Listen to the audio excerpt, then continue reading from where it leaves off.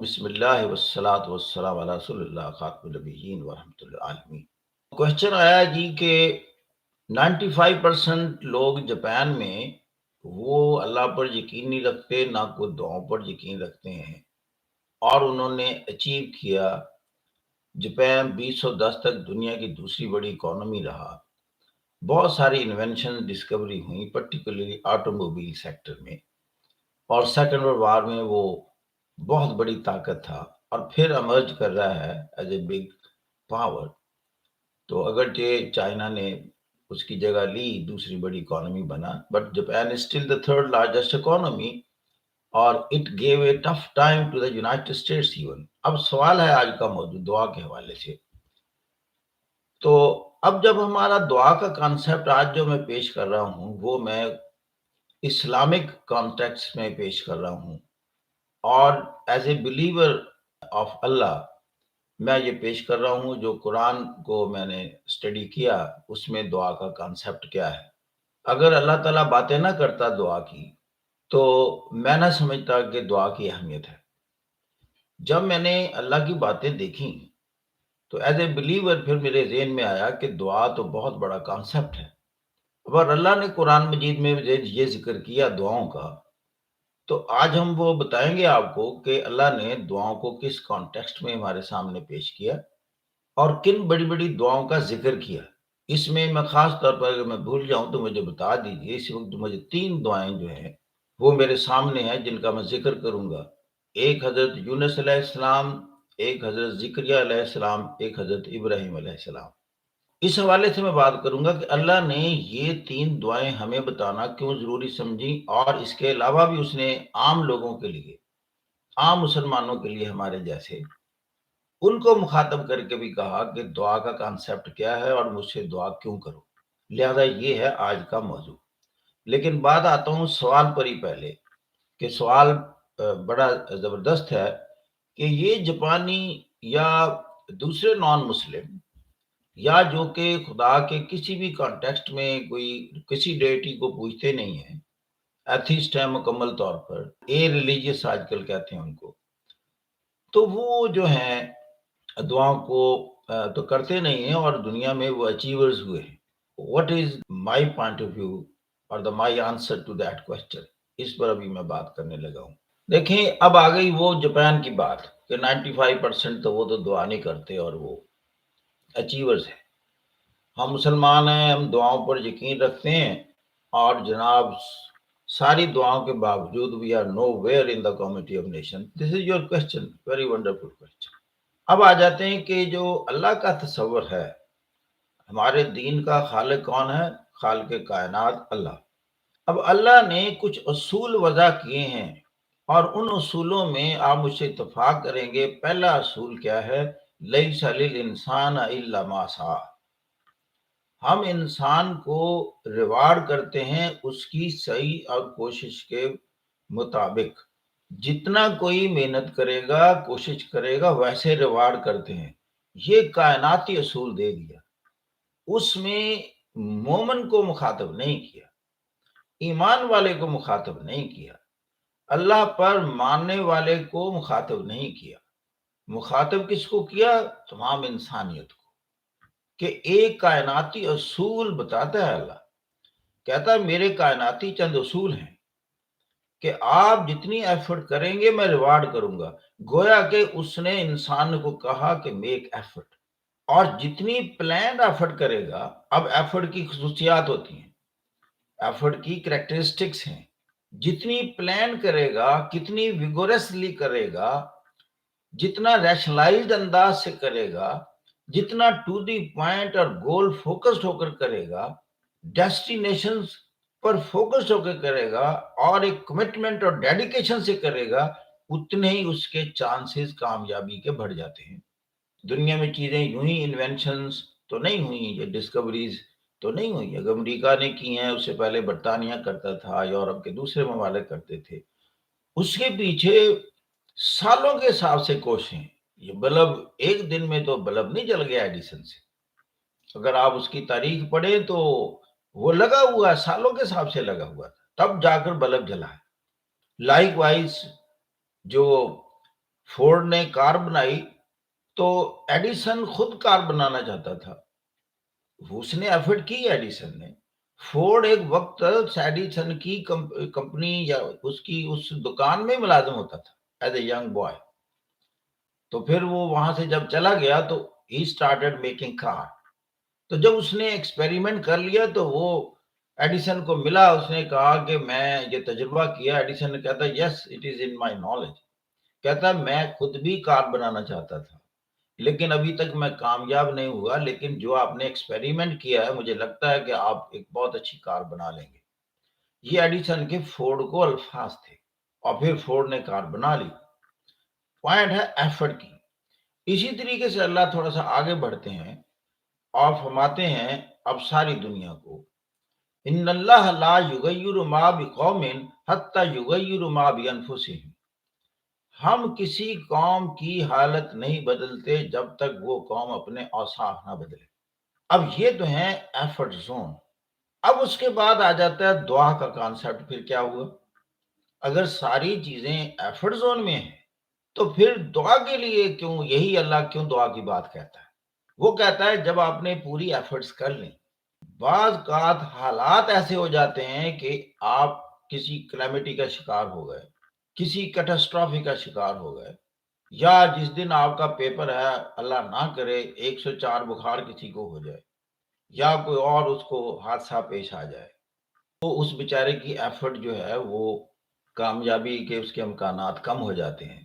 there are so many slips between cup and lips۔ ایک اور چیز ہے دعا کے کانسیپٹ میں، ایک چیز بڑی انہونی ہے، یعنی ناممکنات نظر آتی ہے جہاں میں آنا چاہتا ہوں۔ اللہ کہتا ہے میں وہ بھی کرتا ہوں، یعنی وہ قادر مطلق ہونے کا ثبوت دیتا ہے، ایبسولوٹ پاور ہونے کا ثبوت دیتا ہے۔ اس کی میں مثالیں دوں گا آپ کو تین۔ مثال کے طور پر اس کی لیکن کنڈیشنز ہیں، وہ اب بھی اس طرح کی چیزیں وجود میں لائے گا، وہ دعائیں قبول کرے گا جو ناممکنات میں ہوتی ہیں، یعنی ورلڈلی سارا میکانزم وہاں سٹینڈ سٹل ہو جاتا ہے اور ہیلپ لیس ہو جاتا ہے۔ جیسے میں نے کہا کہ پہلی مثال تو میں یونس علیہ السلام کی دوں گا، اس میں بیک گراؤنڈ میں نہیں جاؤں گا کہ وہ کس مچھلی نے کیوں ان کو نگل لیا، ان سے کیا غلطی ہوئی تھی، وہ الگ سبجیکٹ تھا۔ لیکن جب مچھلی نے نگل لیا، اب یہ میں وہ سچویشن سمجھتا ہوں جو دنیا کی مشکل ترین کیفیت میں بندہ پڑ جائے۔ اب مچھلی کے پیٹ سے باہر آنا ہے، لیکن یونس علیہ السلام کا باقی لوگوں سے فرق کیا تھا؟ ان کو اتنا یقین تھا کہ مشکل کشا اللہ ہی ہے اصل میں۔ یہ جو میں مچھلی کے پیٹ میں گیا، یہ اس میں بھی اس کی منشا تھی۔ اب یہ میں اللہ پر ایمان کی وجہ بتا رہا ہوں اور اس کے اثرات بتانے لگا ہوں۔ لہذا اگر اللہ کی منشا سے گیا ہوں تو میں باہر اللہ کی منشا سے ہی آ سکتا ہوں۔ اب ایک انداز بتایا اللہ سے دعا کرنے کا کہ پہلے تو اس کی حمد و ثنا بیان کرو۔ لگتا ہے اللہ ناراض ہو گیا ہے؟ واقعہ ہمیں بتانے کی اللہ کو کیا ضرورت ہے قرآن میں؟ اللہ نے قرآن میں واقعہ اس لیے بتایا کہ ہمیں سمجھ آ جائے کہ جب آپ پھنس جائیں کہیں، مشکل میں گرفتار ہو جائیں، تو جو یونس نے انداز اختیار کیا تھا آپ بھی وہی کیا کرے۔ ہمیں یہ فکرہ نہیں کہا اللہ نے اس میں قرآن میں کہ ویسے کیا کرو جیسے یونس نے کیا، لیکن یہ واقعہ بتانے کی کیا ضرورت نبی کو، خاتون نبی کو رحمت اللہ عالمین کو واقعہ جو بتایا، انہوں نے کہا کہ یہ آج آیت اتری ہے اور ہم تک پہنچا دی ہے، ساری انسانیت کو پہنچا دی ہے۔ انداز کیا بتایا؟ لا الہ الا انت سبحانک انی کنت من الظالمین، کیا اللہ آپ پاک ہیں، آپ سبحان ہیں، اور انی کنت من الظالمین، ظالموں میں سے تو میں ہی ہوں۔ دعا کا انداز کیا ہو گیا؟ پہلے تو اللہ کو بلند کر دیا، اللہ کی حمد و ثنا بیان کر دی، اس کو ہر چیز پر قادر سمجھ لیا، دل سے سمجھ لیا کہ سب سے اکبر چیز، بڑی چیز، پاک اور اعلیٰ ترین مقام پر فائز ہستی آپ ہی ہیں، میں تو کچھ بھی نہیں ہوں، ظالموں میں سے ہوں، ظلم کر بیٹھا۔ اللہ کو بلند کر دیا اور اپنے آپ کو زمین پر گرا دیا۔ اس صورتحال میں جب بندہ آ جائے دل سے اور سامنے ہو قادر مطلق جو غنی ہے، کسی چیز کا محتاج نہیں ہے، جس کے بس میں سب کچھ ہے، کیا وہ مچھلی کے پیٹ سے نہیں نکال سکتا؟ یہ اصل میں ایمان موجود تھا حضرت یونس علیہ السلام، اور وہی ہوا جب اللہ مان گئے، اس کے بس میں ہے سارا کچھ۔ جو بھی مچھلی کی کیفیت پیدا کی، مچھلی کو ان ایزی کر دیا، اس نے اگل کر باہر پھینک دیا۔ ایک بات۔ دوسری بات، حضرت زکریا علیہ السلام کی، وہ حضرت مریم علیہ السلام کے نگہبان تھے۔ حضرت مریم علیہ السلام جس کمرے میں اللہ کی عبادت کرتی تھیں اور آل الون ہوتی تھیں، باہر دروازے پر نگہبانی حضرت زکریا علیہ السلام کرتے تھے، اور حضرت زکریا علیہ السلام بہت بوڑھے تھے، تو وہ حفاظت پر معمور تھے۔ اور پھر ہوتا کیا ہے، اللہ تعالیٰ بتاتا ہے میں انہونے کام جو کرتا ہوں، یہ جو ریشنلائزیشن سے باہر ہیں، ہمیں نہیں سمجھ آتے، لیکن وہ بتا اس لیے رہا ہے کہ میرے بس میں جو آپ کی سمجھ سے بھی بالا چیزیں ہیں وہ بھی میں کرتا ہوں۔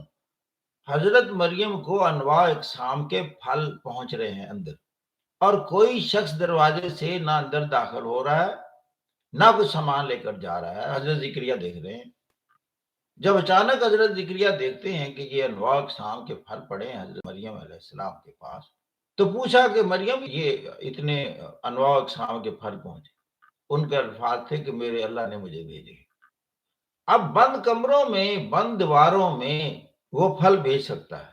اب وہ اپنی جو قدرت ہے اور جو ایبسولوٹ پاور کا کانسیپٹ ہے وہ ہمیں بتا رہا ہے کہ میں بند دیواروں میں سے بھی چیزیں پہنچا سکتا ہوں، یہ میرے تو بس میں ہے۔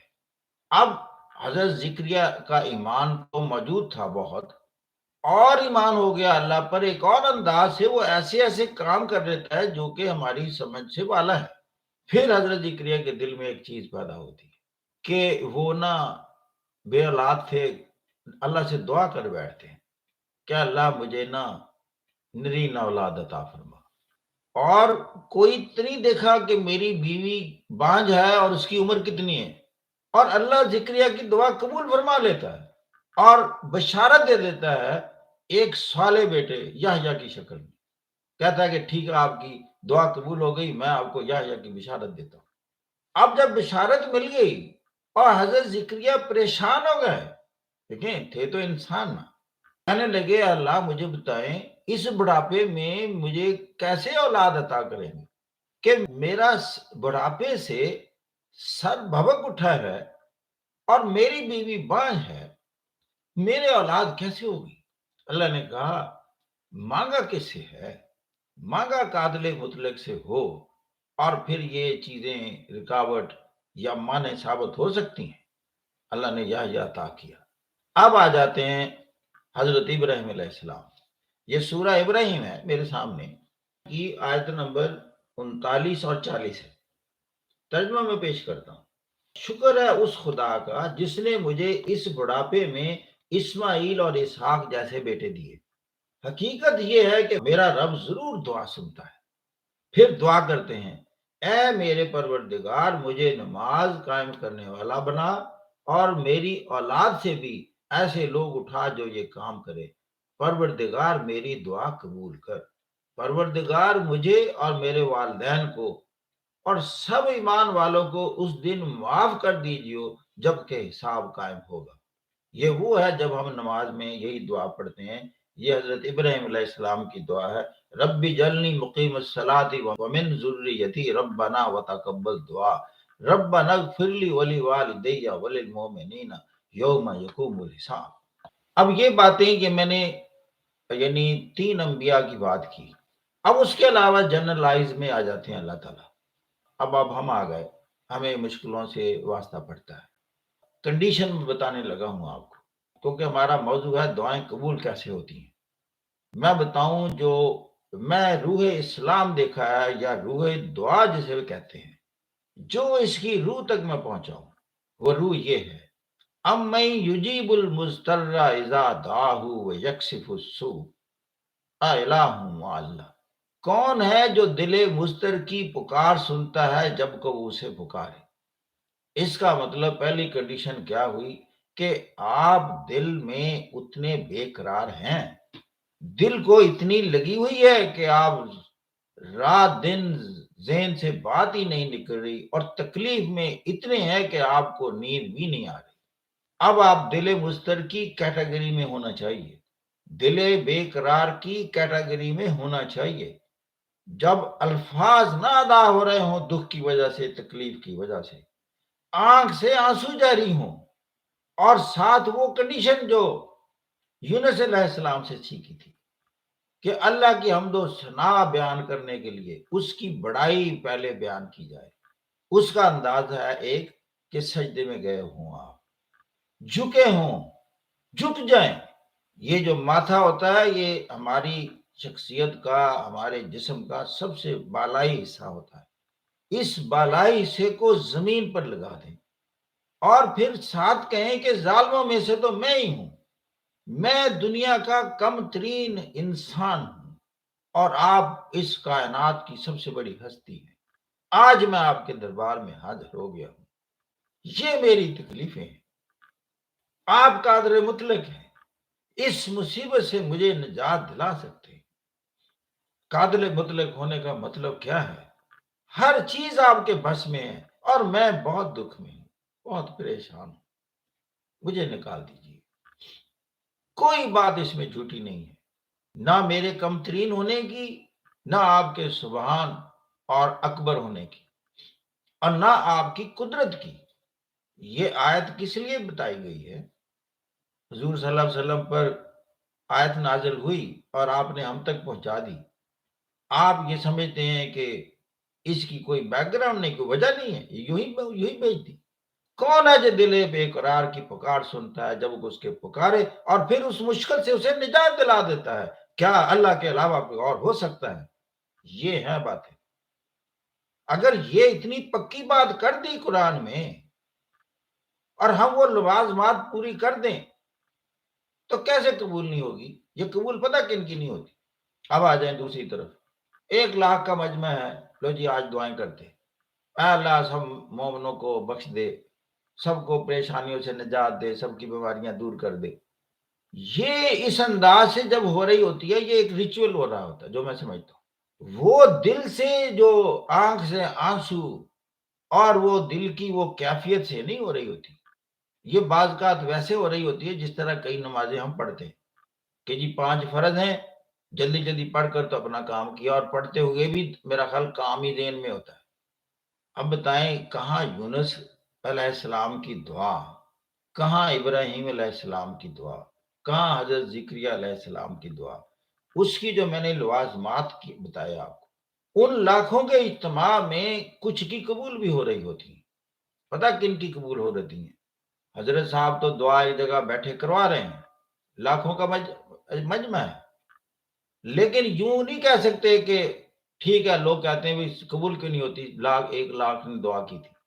میں کہتا ہوں ان میں سے کچھ کی ضرور قبول ہوئی، وہ کن کی ہوئی ہیں؟ جن کی اس وقت آنکھ میں آنسو جاری ہے، جن کے دل رو رہے ہوتے ہیں، جن کی زبانیں بند ہوتی ہیں، دل سے آوازیں نکل رہی ہوتی ہیں، اور آنکھ آنسوں کی شکل میں پکار رہی ہوتی ہے، وہ دعائیں آسمانوں تک پہنچ رہی ہوتی ہیں۔ یہ وہ دعا ہے جس کے لیے اللہ کہتا ہے ادعونی استجب لکم، مجھے پکارو، میں پکارنے والے کی پکار سنتا ہوں اور جواب دیتا ہوں۔ اس کو جواب آ رہا ہوتا ہے، جس کی آنکھ سے آنسو جاری ہو رہے ہوں، جس کی زبان میں بھی لکنت آ گئی ہو، دل دکھے ہوئے ہوں۔ کہتے ہیں نا کسی کا دل نہ دکھاؤ، اس کی بغیر آواز کی باتیں آسمانوں تک پہنچ جاتی ہیں قادر مطلق کے پاس۔ وہ تو طبقہ اشرافیہ کا خدا نہیں ہے، خدا تو ہے ہی مظلوم کا۔ یہ میں آپ کو بتاؤں، ظالم کے دن گنے چنے ہوتے ہیں، پھر اس کا میکانزم ہے، اور پھر وہ بتاتا ہے طریقے سے کہ میں دعائیں قبول کن کی کرتا ہوں۔ دعا قبول پتہ کن کی کرتا ہے؟ جو جتنا بڑا اللہ کا دوست ہو۔ آپ اپنی دنیا میں دیکھا معاشرے میں، جب ہمیں کوئی تکلیف ہوتی ہے ہم کسی دوست کے پاس جاتے ہیں، یا دوست کو پتہ چلتا ہے وہ آپ کی ریسکیو کے لیے آتا ہے نا، یقین کریں اللہ کا بھی یہی ہے۔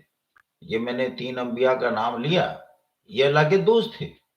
دوست تکلیف میں ہو تو اللہ کیوں نہ کام کرے؟ اب آگی بات کہ آپ مجھ سے پوچھیں کہ جی یہ قرآن کانسیپٹ کیا ہے اللہ سے دوستی کا اور اللہ سے بات کرنے کا؟ اللہ کہتا ہے ایک جگہ وَقَفَا بِاللَّهِ وَكِيلًا، اللہ اس کام کے لیے کافی ہے کہ آپ اس کو اپنا وکیل بنا لیں۔ دیکھیں یہ وکیل عربی کا لفظ ہے، اللہ بار بار کہہ رہا ہے آپ نے وکیل تو کریں، دنیا میں بھی کریں وکیل، لیکن مجھے بھی وکیل بنا لیں۔ وَقَفَا بِاللَّهِ وَكِيلًا، حیران کن بات یہ ہے کہ ساری کائنات کی اتنی بڑی طاقت ہو اور وہ ایک ایک شخص کو کہہ رہا ہے مجھے وکیل کیوں نہیں بناتے؟ یہ کون بنائے گا؟ جس کو اس پر پورا ایمان اور بھروسہ ہو۔ حضرت ابراہیم علیہ السلام کو بت توڑنے پر آگ میں پھینک دیا نا، کیا خیال ہے قادر مطلق ہو دوست تو آرام سے بیٹھ جائے گا؟ میری خاطر بت توڑ رہے ہیں اور حکمران ظالم ہے، کہا کہ آگ میں جلا دو، میرے خداؤں کو اس نے توڑ دیا ہے۔ پھر دوست آ گیا اور خوشی سے ابراہیم تیار ہیں، کہنے لگے ہاں بت میں نے توڑے، یہ بت کچھ بھی نہیں کر سکتے تھے۔ اب بادشاہ وقت کہتا ہے کہ میں بتاتا ہوں یہ بت کتنے طاقتور ہیں، ابھی آپ کو جلا کر خاکستر کر کے رکھ دیں گے، جلاؤ آگ، پھینک دو ابراہیم کو۔ اب آ جاتا ہے دوست، ابراہیم نے دعا نہ بھی مانگی ہو کہ اس کو گلزار بنا دے اس آگ کو، انہوں نے کہا میں اپنے دوست کی خاطر آگ میں جھلسنے کے لیے تیار ہوں۔ یعنی بندہ بھی دوستی کا حق ادا کر رہا ہے اور دوست دیکھ رہا ہے کہ ابراہیم تو تیار ہو گیا۔ قرآن کے الفاظ ہیں یا نار کونی بردم و سلامن علی ابراہیم، اے آگ تو ٹھنڈی ہو جا اور سلامتی بن جائے ابراہیم پر۔ جی اقبال کہتا ہے ہو اگر آج بھی ابراہیم کا ایمان پیدا تو آگ کر سکتی ہے انداز گلستان پیدا۔ بات تو ایمان کی ہے۔